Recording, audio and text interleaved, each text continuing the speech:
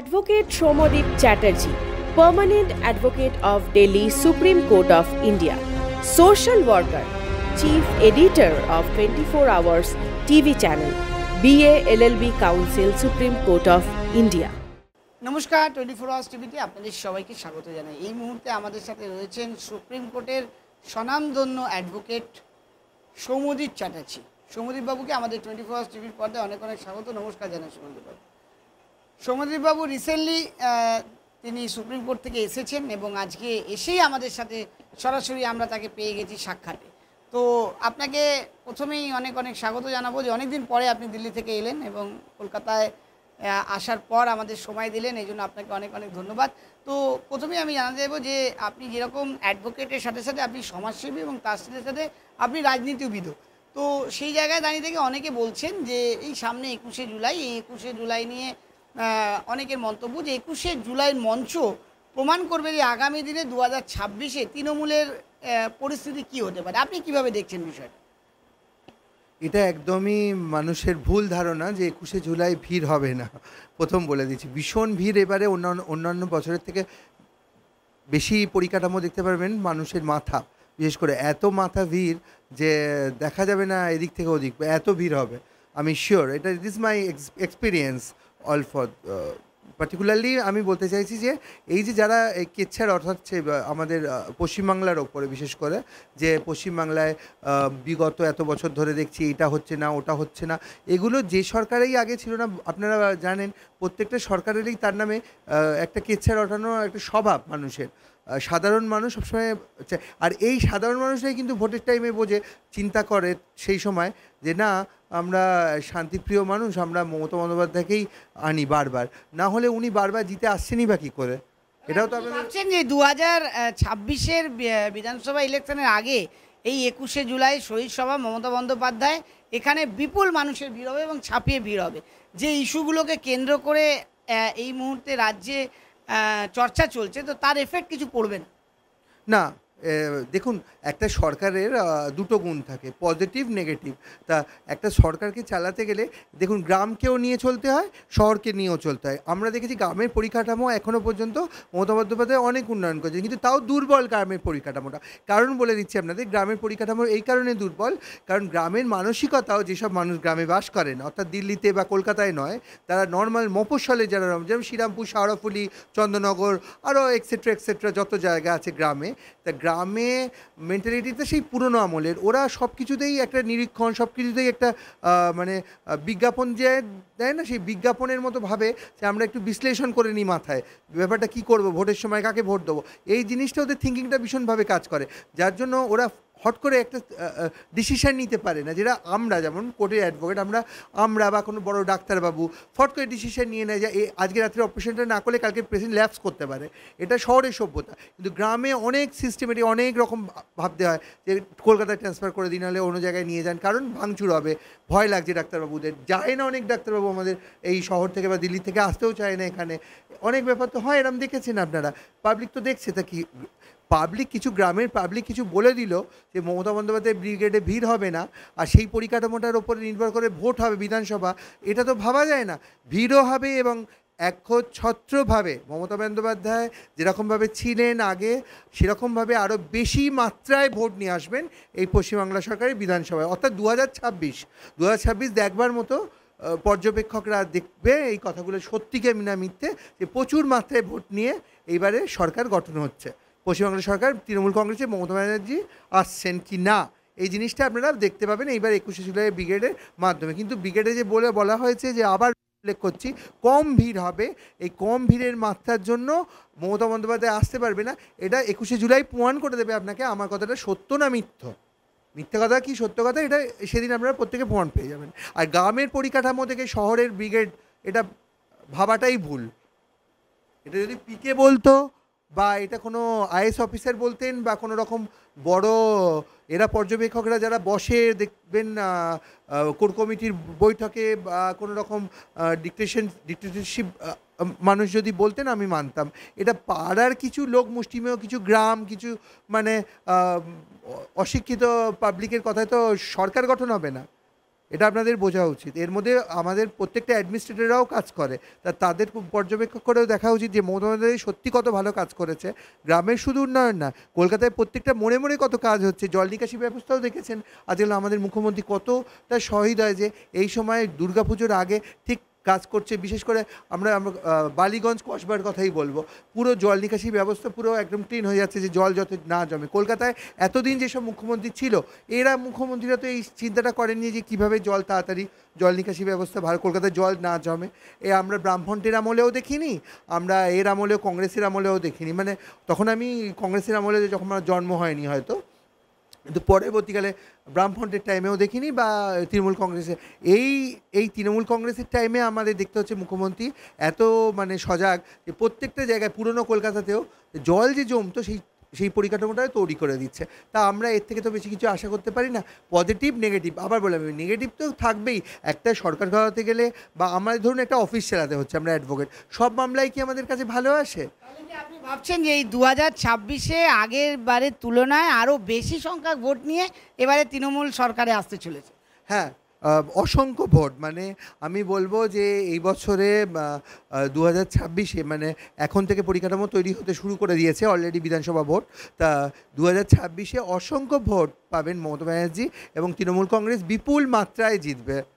এটা হ্যাঁ, এতে সুপ্রিম কোর্টের মহামান্য আইনজীবী সৌম্যদীপ চ্যাটার্জি তিনি এক্সপেকটেশন করছেন যে 2026-এ তৃণমূল সরকার 2021-এর চাইতেও আরও বেশি পরিমাণে সিট নিয়ে আসছে এবং এই 21শে জুলাই যারা এক্সপেক্ট করছেন যে 21শে জুলাইয়ের মঞ্চ থেকে 2026-কে পর্যবেক্ষণ করবে, তাদেরকে আগাম বার্তা দিয়ে দিচ্ছেন যে তাদেরকে তারা দেখে নেবেন যে এখানে কিন্তু প্রচুর মানুষ এবারে আসবে 2025-এ এই ব্রিগেড শহীদ স্মরণে মমতা বন্দ্যোপাধ্যায় ডাকে বিভিন্ন জেলা থেকে, বিভিন্ন গ্রাম থেকে, বিভিন্ন শহর থেকে, সব জায়গা থেকে মানুষ এখানে এসে ভিড় করবেন এবং পা রাখার জায়গা হবে না এই কলকাতা শহরের মধ্যে, এমনটাই এক্সপেক্ট করছেন সুপ্রিম কোর্টের মহামান্য আইনজীবী সৌম্যদীপ চ্যাটার্জি। সৌম্যদীপবাবু, এই যে বিজেপি একটা 21শে জুলাইতে একটা তার পাল্টা ডাক দিয়েছে শুভেন্দু অধিকারী, যে মহিলারা যেরকম এখানে ধর্ষিত হচ্ছে তার প্রেক্ষিতে উত্তরকন্যা অভিযান, এটাকে কিভাবে দেখছেন?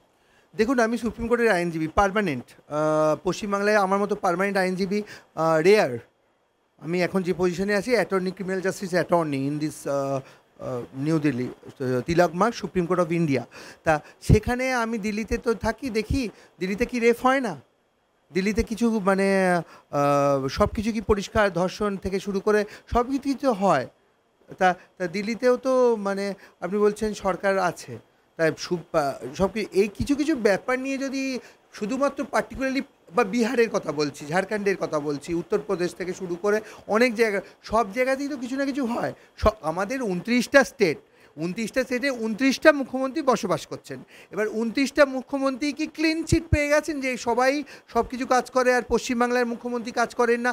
পশ্চিমবাংলাতেই শুধু ধর্ষণ হয়, পশ্চিমবাংলাতেই 2 নম্বরই হয়, আর কোনো স্টেটে 29টা স্টেটে হয় না। কারণ আমি ওখানে বসে দিল্লিতে তো মসনদে দেখতে পাই যে দিল্লির মসনদে অনেক কিছুই গণ্ডগোল হয় যেগুলো আপনারা জানতেও পারেন না।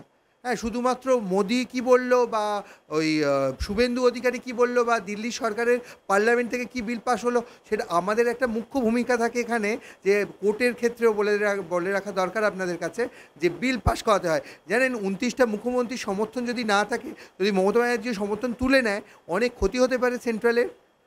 প্রত্যেকটা বিলের মধ্যে ওনার সই থাকা দরকার। তা সেই ক্ষেত্রে উনিও একটা স্বনামধন্য মুখ্যমন্ত্রী, পশ্চিমবাংলার মুখ্যমন্ত্রী মমতা বন্দ্যোপাধ্যায়। ঠিক তেমনি আজকে পাবলিক কি বলল, শুভেন্দু অধিকারী কি বলল, তার উপরে নির্ভর করে পশ্চিমবাংলার মুখ্যমন্ত্রীর ভোট হবে না। ভোট হবে তিনি পর্যবেক্ষক করে দেখুক যে সমস্ত স্টেটে তো অনেক গণ্ডগোল হচ্ছে, সেগুলো তো সব তো আপনারা পরিকাঠামোটা তুলে ধরতে পারছেন না টিভির পর্দায় আজকের মতো। তাই এটা তো আপনাদের ভুল ধারণা। দিল্লি থেকে শুরু করে আপনি পুরো 29টা স্টেটে আপনি দেখুন, 29টা স্টেটেই কিছু না কিছু আরও বেশি হয়তো কোনো জায়গায় সমস্যার সম্মুখীন পাবলিককে হতে হচ্ছে। তা সেটা আপনার না, কারণ আমরা প্রত্যেকে পশ্চিমবাংলাবাসী, আমরা পশ্চিমবাংলাটাকে নিয়ে বেশি আলোচনা করছি। আপনি কেরলকে নিয়ে তো বলছেন না, আপনি তো আমাকে জিজ্ঞেস করছেন না কর্ণাটক হচ্ছে, গেলে বোম্বেতে আরও অশ্লীল কাণ্ড ঘটে, যেগুলো আমরা রাত্রির অন্ধকারে আমরা নিজের চোখে আমি দেখেছি এবং আপনাদের সামনে সেগুলো জানানোও যাবে না, এরকম কিছু ব্যাপার আছে, সেগুলো পশ্চিমবাংলায় হয়ই না, নেই বলতে গেলে। তো সেখানে মুখ্যমন্ত্রী তো অনেক ভালো এখানকার, যিনি সহৃদয় প্রত্যেকটা মানুষকে পেছনে, আর এখানে অ্যাডমিনিস্ট্রেশন এত স্ট্রং, সেগুলো সারাক্ষণ তারা পর্যবেক্ষকরা করছেন, প্রত্যেকটা ক্যামেরা লাগানো আছে, সিসিটিভি ফুটেজ, যাতে কোনো অসভ্যতা না হয় যথেষ্টভাবে। মানে তারপরেও কিছু না কিছু তো হয়েই থাকে সব আমরা যখন একটা বাড়িতে অনেকগুলো লোক বাস করি দেখবেন হাড়ি কাটকি লাগে, তো সেরকম মমতা বন্দ্যোপাধ্যায় একজনকে নিয়ে নেই, খ্রিস্টান, মুসলিম, আপনার বাঙালি, হিন্দুস্তানি, বৌদ্ধ ধর্ম, যা প্রচুর মানে পার্সি, এই বাংলাদেশের লোক আসছে এখানে, তো কে কলকাতায় আসে না? কেউ যদি এসে করে, সব ক্ষেত্রে তো মুখ্যমন্ত্রী দায়ী নয়, আর অ্যাডমিনিস্ট্রেশনও দায়ী নয় যে আমরা গিয়ে গিয়ে প্রত্যেকটা বাড়িতে দেখব কখন কি কোথায় হচ্ছে। যথেষ্ট অ্যাডমিনিস্ট্রেশন ভালো ভূমিকা নিয়েছে, কারণ দেখলেন তো আজীবন জেল হয়ে গেল আজিকর মামলায়।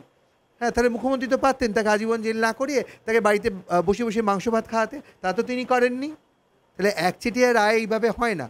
প্রত্যেকটা স্টেটকে কেন্দ্রীভূত করুন, 29টা স্টেটই অশান্তি হচ্ছে, পশ্চিমবাংলাও তার মধ্যে আছে, কিন্তু তার জন্য যে মুখ্যমন্ত্রীর দোষ এটা, বা অ্যাডমিনিস্ট্রেশন যা পুলিশ প্রশাসনের দোষ, এগুলো দেবেন না একদম, কারণ এগুলো কেউ ইচ্ছাকৃত করে না, প্রত্যেকটা স্টেটে গণ্ডগোল আছে। খবর নিন আপনি। যেমনটা বলছেন যে সুপ্রিম কোর্টের স্বনামধন্য আইনজীবী সৌম্যদীপ চ্যাটার্জি, তিনি বলছেন যে প্রত্যেকটা স্টেটেই এর চেয়ে বেশি অনেক অনেক ঘটনা ঘটে, কিন্তু সেগুলো আমরা আলোচনা করি না, কারণ আমরা পশ্চিমবঙ্গে থাকি, তাই পশ্চিমবঙ্গের বিষয়গুলো আমাদের চোখে পড়ে। এবং তিনি এটা বলছেন যে আগামী দিনে মমতা বন্দ্যোপাধ্যায়কে মানুষ আরও বেশি আশীর্বাদ করবে এবং আরও ব্যাপক মাত্রায় সিট নিয়ে মুখ্যমন্ত্রী, চতুর্থবারের জন্য মুখ্যমন্ত্রী হতে চলেছেন মমতা বন্দ্যোপাধ্যায়। আপনার কি মনে হয় যে 2026-এ মুখ্যমন্ত্রী মমতা বন্দ্যোপাধ্যায় আগের চেয়ে বেশি সিট? অবশ্যই, এটা তো আমি একদম মানে প্রেডিকশন করে বলছি না, আমার এক্সপিরিয়েন্স, আমার 20 বছরের এক্সপিরিয়েন্স অ্যাডভোকেট লাইনে, তা আমি আইনের দিক দিয়ে দেখব যে আমি সঠিক বলছি কিনা, তো সেই চিন্তাভাবনা করেই আমার এটা অ্যান্সার যে অনেক বেশি বিজেপির থেকে সিট নিয়ে আসবে।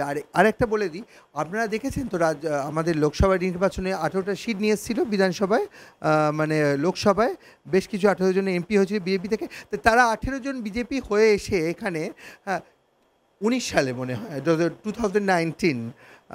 1918 যখন হয় 19 যখন হয় 18 জন আমাদের এমপি এসে, তাই সেই এমপিরা কতটা কাজ করতে পেরেছে। তাহলে 18 জন এমপি যদি কমে যেতে থাকে, আপনি লক্ষ্য করে দেখুন এখন তো 18 জন নেই, তখন 18 জন ছিল, 18 জন বিজেপি মানে এমপি ছিল, থাকাকালীন কী উন্নয়ন ওরা করতে পেরেছে এখানে এসে পশ্চিমবাংলায়, এটা একটু বলবেন? আপনাদের কাছে শুনে দিলাম প্রশ্নটা, আজকের প্রশ্নটা আপনাদের পাবলিকের কাছে দিচ্ছি। তাহলে 18 জন এমপি হওয়ার পরেও এখান থেকে বিজেপিতে শুভেন্দু অধিকারী তখন ছিলেন, নিশ্চয়ই জানেন এই ব্যাপারটা, তা কী হয়েছিল? কিছু করতে পেরেছিল? হঠাৎ করে এখন আপনি ভাবছেন যে 2026-এর ইলেকশনে শুভেন্দু অধিকারী চলে আসবে, বিজেপি চলে আসবে মুখ্যমন্ত্রী হতে? অসম্ভব। একদমই তিনি দৃঢ়তার সাথে এবং বিচক্ষণার সাথে তিনি বিবেচনা করে তিনি একেবারে আজকে এই ডেটে তিনি বসে মিলিয়ে নেওয়ার জন্য বলছেন যে 2021-এ তো মানুষের একটা জনপ্রলভ হবেই, তার সাথে সাথে 2026-এ আরও ব্যাপক পরিমাণে সিট নিয়ে চতুর্থবারের জন্য মুখ্যমন্ত্রী মমতা বন্দ্যোপাধ্যায় ক্ষমতায় আসতে চলেছেন। এবং বিরোধীরা যে ভাবছেন যে আগামী দিনে যারা মসনদে আসবেন তাদের কোনোদিনই স্বপ্ন সফল হতে পারবে না, এমনটাই আশা রাখছেন সুপ্রিম কোর্টের স্বনামধন্য আইনজীবী সৌম্যদীপ চ্যাটার্জি। সৌম্যদীপবাবু, এই যে একটা শেষ প্রশ্ন দিয়ে আমি শেষ করি, আপনি গ্রামে ছিলেন, এখন শহরে চলে এসেছেন, আপনার পার্মানেন্ট অ্যাড্রেসও শহরে এখন আপনি ডেস্টিনেট করে দিয়ে, গ্রামে অনেক কিছু অবস্ট্রাকশন আছে, আমি বললাম কিছু দুষ্কৃতী মানুষরা যারা ছড়াচ্ছে যে আগামী দিনে হয়তো বিরোধীদের মধ্যে বিজেপি আসতে চলেছে, কিন্তু এই যে মানসিকতা, এই শহরের মানসিকতা যে একটা আকাশ পাতাল ঢের পার্থক্য রয়েছে, এই পার্থক্যর জন্যই কোথাও না কোথাও আজকে গ্রামে কিছু কিছু জায়গায় আজকে এরকম ধরনের কথাবার্তা উঠে আসছে যে বিরোধীরা হিসাবে আবার বিজেপি আসতে চলেছে বা বিজেপি ক্ষমতায় আসবে।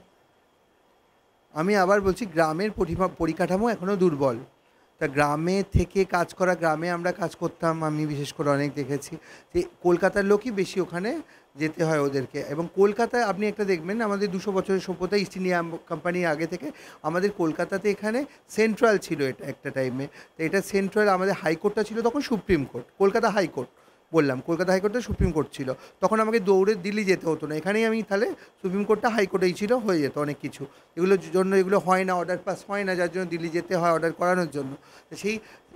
সেই সব কিছু মানসিকতার মানুষ আছে যেগুলো গ্রাম বাংলায় পাবেন। আবার মুষ্টিমেয় বেশ কিছু গ্রাম বলছি, বারবার উল্লেখ করছি, ডিস্ট্রিক্টও উল্লেখ হচ্ছে, হাওড়া, হুগলি, হ্যান ত্যান অনেক জায়গা আছে।